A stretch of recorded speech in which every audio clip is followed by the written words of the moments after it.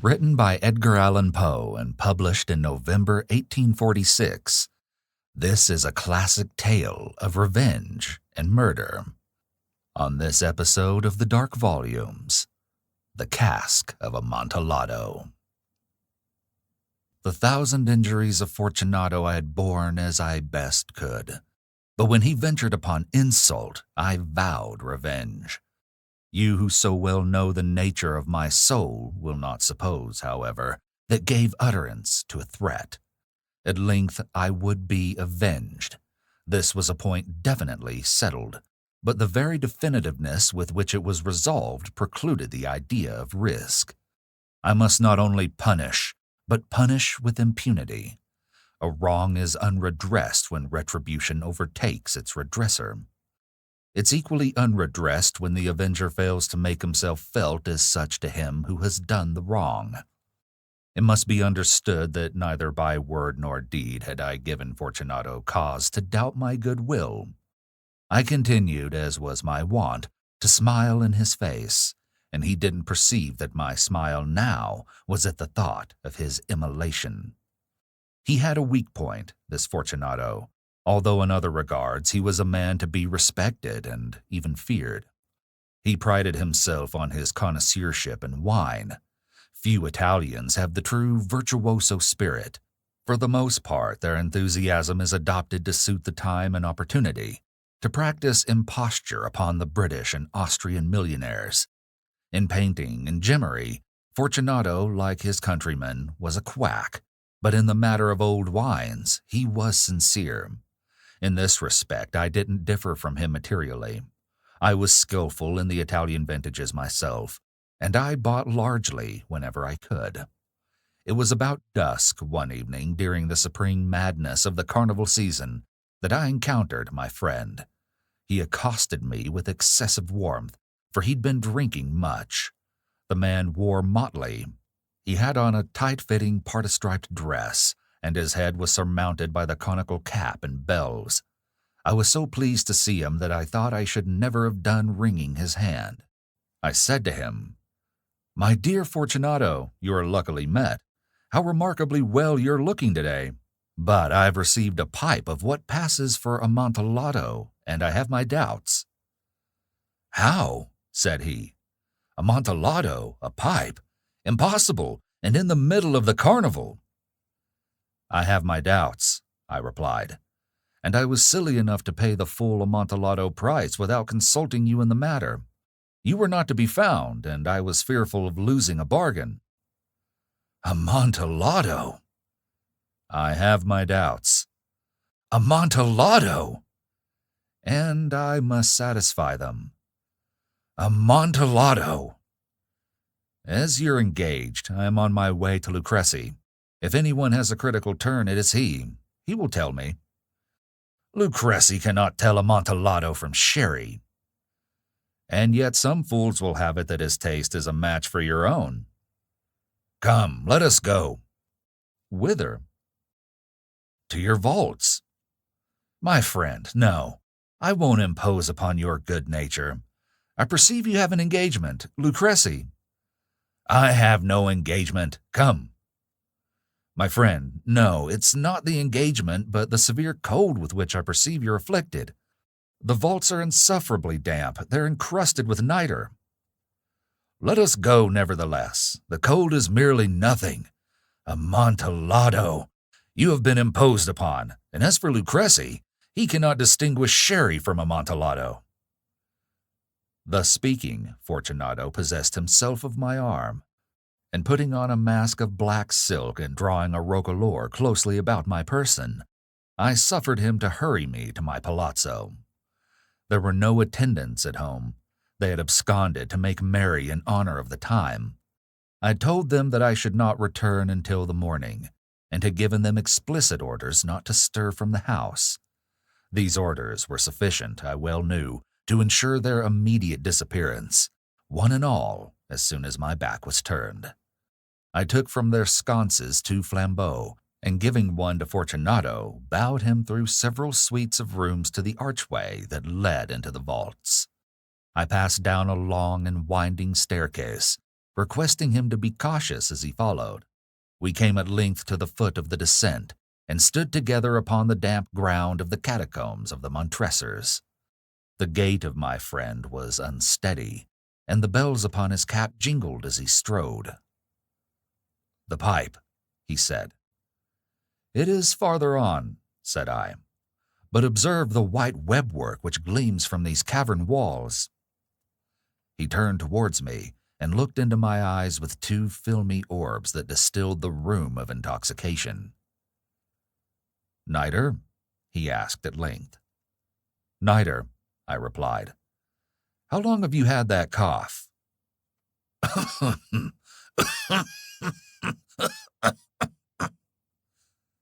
My poor friend found it impossible to reply for many minutes. "It is nothing," he said at last. "Come," I said with decision. "We will go back. Your health is precious. You're rich, respected, admired, beloved. You're happy, as once I was. You're a man to be missed. For me, it's no matter. We'll go back. You'll be ill, and I can't be responsible. Besides, there's Lucrece." "Enough," he said. "The cough's a mere nothing. It won't kill me. I shall not die of a cough." "True, true," I replied. "And indeed I had no intention of alarming you unnecessarily, but you should use all proper caution. A draught of this medoc will defend us from the damps." Here I knocked off the neck of a bottle which I drew from a long row of its fellows that lay upon the mold. "Drink," I said, presenting him the wine. He raised it to his lips with a leer. He paused and nodded to me familiarly, while his bells jingled. "I drink," he said, "to the buried that repose around us." "And I to your long life." He again took my arm, and we proceeded. "These vaults," he said, "are extensive." "The Montressors," I replied, "were a great and numerous family." "I forget your arms." A huge human foot door in a field azure. The foot crushes a serpent rampant whose fangs are embedded in the heel. "And the motto?" "Nemo me impune lacessit." "Good," he said. The wine sparkled in his eyes and the bells jingled. My own fancy grew warm with the medoc. We had passed through long walls of piled skeletons, with casts and puncheons intermingling, into the inmost recesses of the catacombs.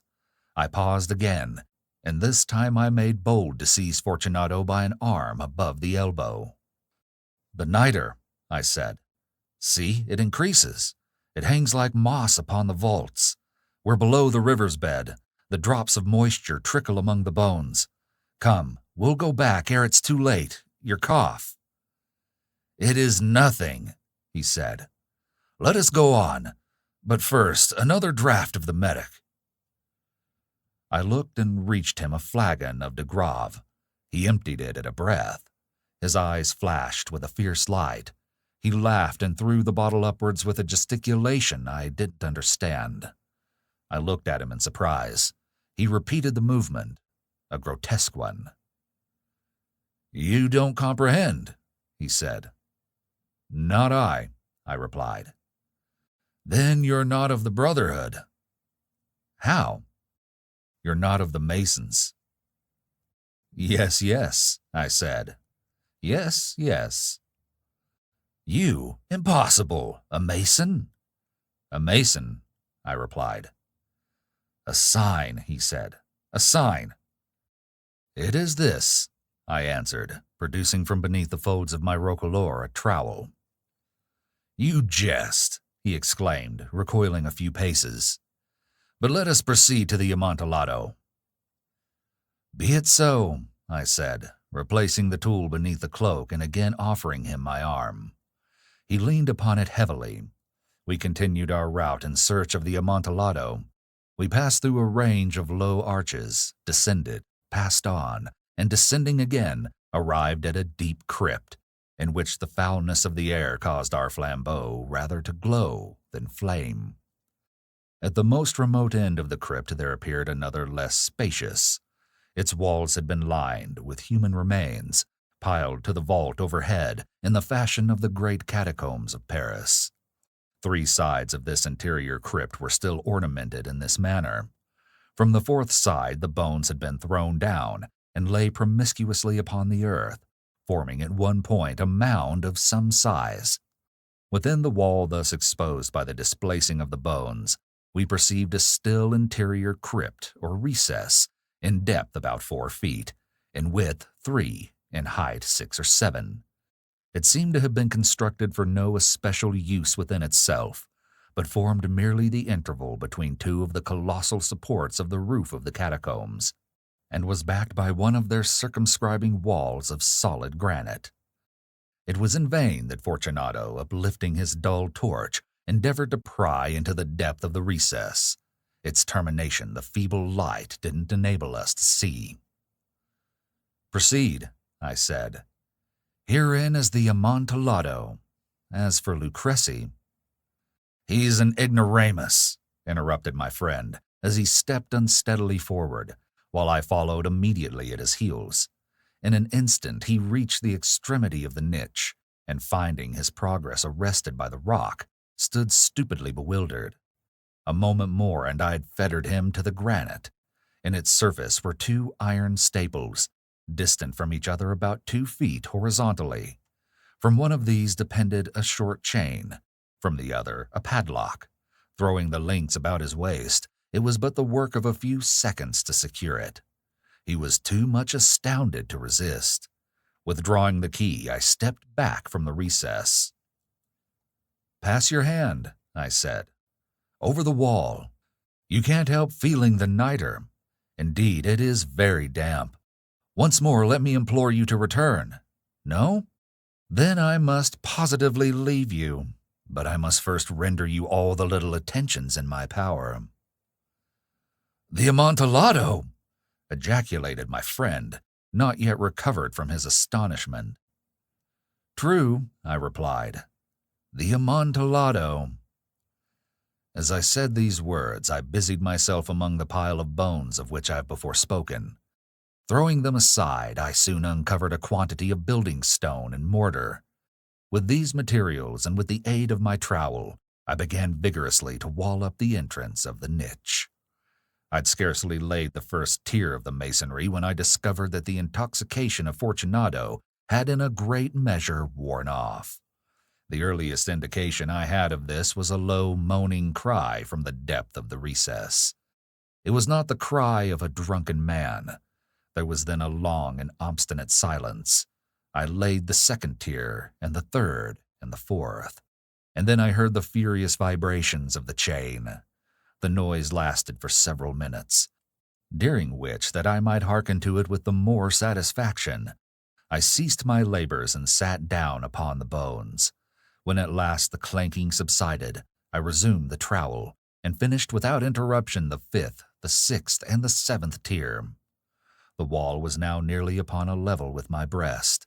I again paused, and holding the flambeau over the mason-work, threw a few feeble rays upon the figure within. A succession of loud and shrill screams, bursting suddenly from the throat of the chained form, seemed to thrust me violently back. For a brief moment, I hesitated. I trembled. Unsheathing my rapier, I began to grope with it about the recess, but the thought of an instant reassured me. I placed my hand upon the solid fabric of the catacombs and felt satisfied. I reapproached the wall. I replied to the yells of him who clamored. I re-echoed. I aided. I surpassed them in volume and in strength. I did this, and the clamorer grew still. It was now midnight, and my task was drawing to a close. I'd completed the 8th, the 9th, and the 10th tier. I'd finished a portion of the last and the 11th. There remained but a single stone to be fitted and plastered in. I struggled with its weight. I placed it partially in its destined position. But now there came from without the niche a low laugh that erected the hairs upon my head. It was succeeded by a sad voice, which I had difficulty in recognizing as that of the noble Fortunato. the voice said. Very good joke indeed. An excellent jest. We will have many a rich laugh about it at the palazzo. Over our wine. The Amontillado, I said. Yes, the Amontillado. But is it not getting late? Will not they be waiting us at the palazzo? The Lady Fortunato and the rest. Let us be gone. Yes, I said. Let us be gone. For the love of God, Montresor. Yes, I said. For the love of God. But to these words I hearkened in vain for a reply. I grew impatient. I called aloud. Fortunato! No answer. I called again. Fortunato! No answer still. I thrust a torch through the remaining aperture and let it fall within. There came forth in return only a jingling of the bells. My heart grew sick.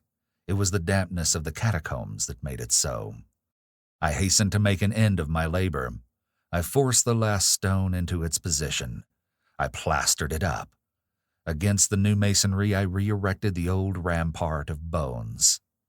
For the half of a century, no mortal has disturbed them. In pace requiescat. Thank you for listening to the Dark Volumes podcast. Please spread the word. Madness does love company, and we'll talk again soon.